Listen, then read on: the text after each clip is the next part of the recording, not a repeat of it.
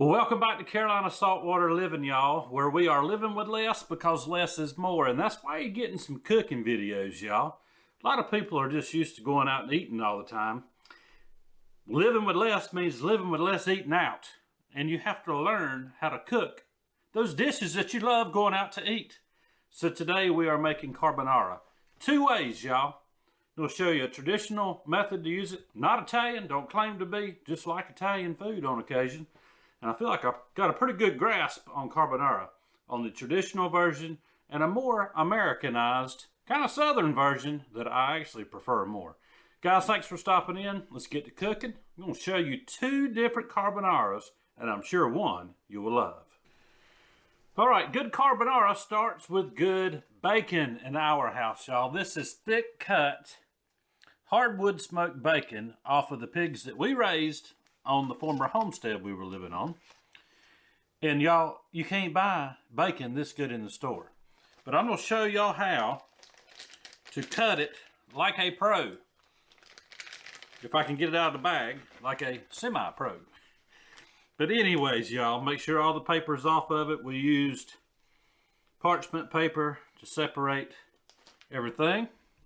And y'all, if you're going to do a traditional Italian dish, and this is the traditional version we're going to start with, you're probably not going to use bacon. You're going to use something a little more fancy, one of those fancy Italian cured pork pancetta. That's the word I'm going for, or maybe something different. I believe there's a couple different ones. Anyways, here's how you do it like a pro, y'all. Pair of these meat scissors. I want it all relatively the same size. You can do it with a knife, but not everybody has good knife skills. Some people are scared of a knife because it puts them in the ER for stitches. A pair of these meat shears work great, y'all, for stuff like this. And you can use them for cutting up a whole chicken too. All sorts of uses for these meat shears. Let's see if y'all can smell that bacon.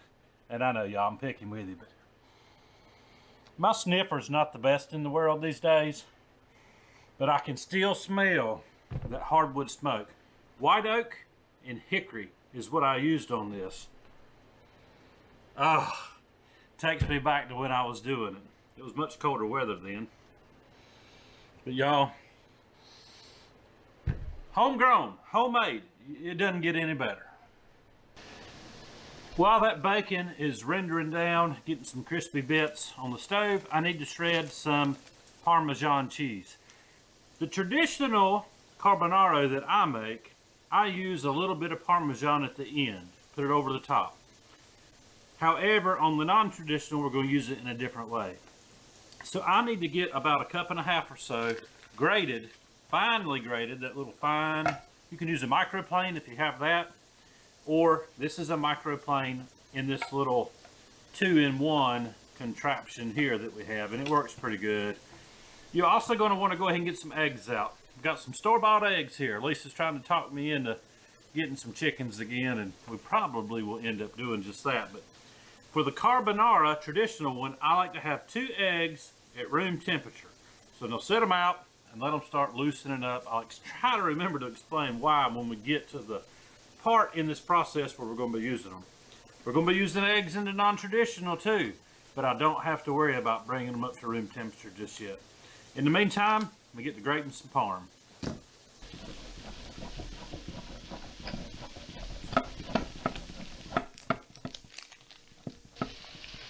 Look at this bacon, y'all. Look at them little bits down here in the bottom. Those are going to come in handy here in just a little bit. Take your eggs that you've been letting come up to room temperature, and we need to separate it. I only want the yolks for this dish. So everybody knows how to separate the yolk from the white, just like that. Taking it back and forth, that looks pretty good. We're not going to throw away the whites, y'all. That's going to be breakfast in the morning. Egg white omelet. Good and healthy to start your day. Something good and fattening to end your day right here. There you go. 2 egg yolks. This is for 1 serving, y'all. Egg whites. for the morning. Okay, for the pasta, I have a medium-sized spaghetti noodle here, dried pasta, y'all. Just what you can get out of the grocery store. If I can get my fingers down in here to grab a hold of it. And what I'm looking for, I've got a scale out. I'm looking for 6 ounces. That's going to be for one serving of this traditional pasta. And we're going to boil that first. And it's okay if it's just a little bit over 6 ounces. No big deal whatsoever. But portion control too, y'all. That's one thing. 7 ounces. I'm okay with that. Portion control. That's one thing that comes into living with less. Because you recognize this is already a fattening dish. There's no sense in putting a whole bunch on your plate that you're not going to be able to eat. Because I promise you, this type of dish is not as good, in my opinion, warmed over as something like the Alfredo that I make.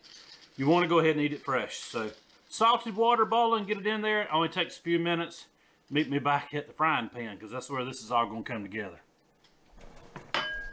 Alright, I'm going to try to get this where you can see it. First things first, deglazing that pan on the front with just a little bit of muscadine wine. And give it a stir. It's going to get all those bits up. Those little charred bits that are on the bottom of the pan. And we're going to cook this for a minute to work off that alcohol and some of the liquid to bring it up to a boil. Alright, now we're left with mostly bacon grease and a little bit of that muscadine wine. Straight into the pan. Get it stirring around. And we got it on. Just keep warm here. At this point, y'all, it's going to go quick. Give it a good stir. Get everything coated. The grease that's in there. That little bit of wine. Straight into it with your 2 eggs. And we don't want them to scramble. We want to go ahead and get them all coated on all of these noodles. This is what's making that creamy sauce. And a little bit of pasta water was also in here before I dumped the pasta. Makes it extra creamy. Now, it's done. It's done. Your eggs are cooked. This carbonara is done. This is your traditional version of carbonara. Straight onto the pan. Onto the plate, off of the pan, and hit it with some of your Parmesan cheese straight on top. And don't forget the bacon. Our rendered down bacon, hardwood smoked bacon, right on top. And because I'm just a little bit extra, I like some high quality olive oil right on top.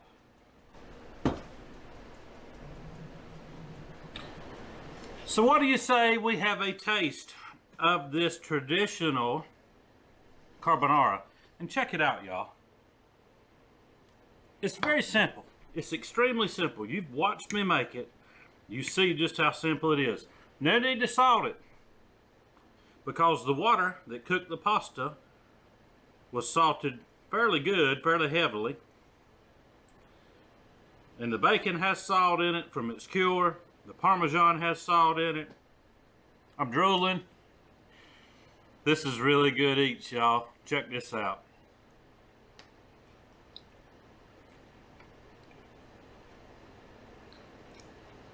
I'm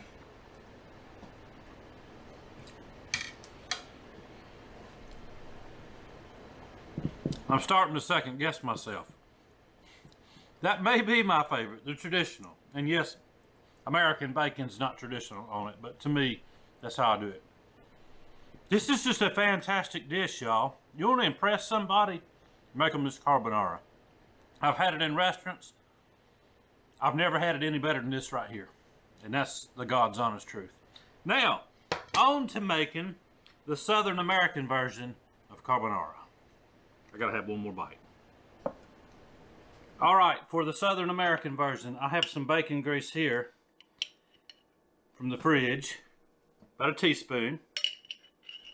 going straight cold into a little stock pot here. About a tablespoon of olive oil, followed by, we're going to call it a half a cup of heavy cream, because that's what I like to use. 2 whole eggs. I'm not separating the white from the yolk. 2 whole eggs. Everything starts off cold in here because I'm going to be bringing it up to temp slowly so I'm not scrambling my eggs. And you're going to think I'm making Alfredo sauce, but I'm not. A good chunk there. That's about a half of a cup, loosely, of Parmesan cheese. And we're not done with that Parmesan cheese. But that's not all we're going to do. But for now, that's what's going to get it to this point to get it onto the stove. Get it on the stove and get the burner on medium heat. We're going to start whisking this and getting it nice and smooth. I do not want my egg to scramble. That's why I do it like this. Starting off with all cold ingredients and letting it all come up to temp together. As always, a little muscadine wine, y'all. Like old Jerry Lee said, drinking wine's for the only drinking wine. We want a little bit of muscadine wine in there to thin this out just a hair. We want it to have a good mouthfeel. The alcohol will cook off. You can make a roux before you get started, or you can do what I'm doing here, a simple cornstarch slurry, just a little bit, right at the end to thicken this sauce up just a little bit. Right at the end on the sauce, just a little pasta water to thin it out. Yeah, we thickened it with a little cornstarch, but we don't want it too thick. Here's the difference on this one. From the garden. Cayenne pepper that's been dehydrated and crushed. Black pepper. Healthy dose of that. About a teaspoon. This is going to be a kicking Parmesan cheese sauce, y'all. Last but not least, garlic. About a teaspoon. A little bit less. Stir it all in. Hot pasta straight into the pan. Hot cheese sauce. Hot cheese sauce. Straight into the pan. Give it all a stir, just like we did the traditional version. Straight on to the pan.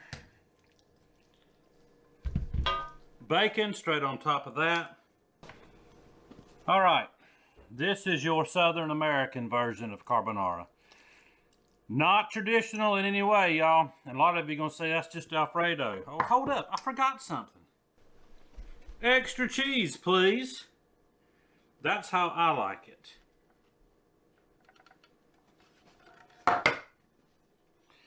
This is a dish you can really get it to stick to your ribs.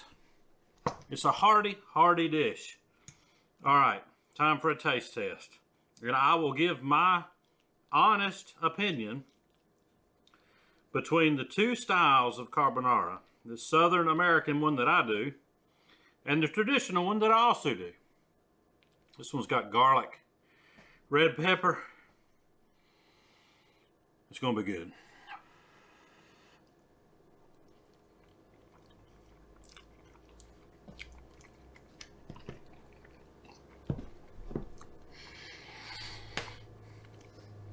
Red pepper. Y'all, I know, be 100% honest with you. I love both of these dishes. It is an equal toss-up. It's going to depend on what kind of mood I'm in and what the weather's like for which one I'm going to fix. If it's cold outside, I mean cold, I'm fixing this one every time. It's very hearty. If it's summertime, I'm fixing the traditional carbonara because it's lighter than this, even though it's got all the fat in it. But y'all, this one right here, This will make you fat in a hurry if you ain't careful. All right, so you've had carbonara 2 ways now in this video. Make each of them. You're gonna love both of them.